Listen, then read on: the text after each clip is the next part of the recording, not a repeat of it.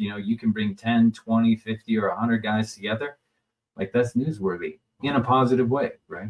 Yeah, and that's the whole point of the summit, of the work you do, and one of the reasons that we ended up meeting and doing this show is about building community.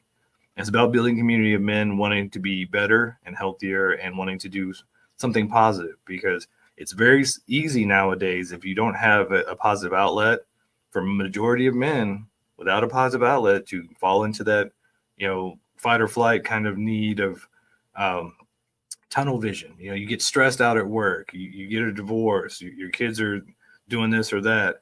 And, to Kirk's point, we don't have caveman issues with food nowadays, but we still have the same fight or flight instincts.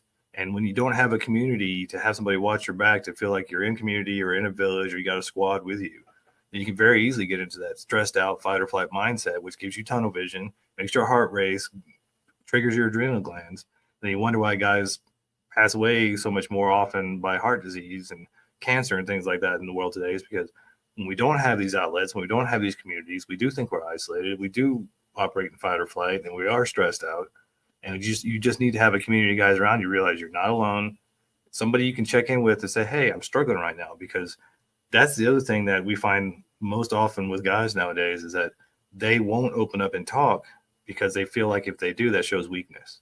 But there's nothing further from the truth. The most courageous thing you can do as a man nowadays is to say, I'm struggling and I need to talk to somebody about it and have help.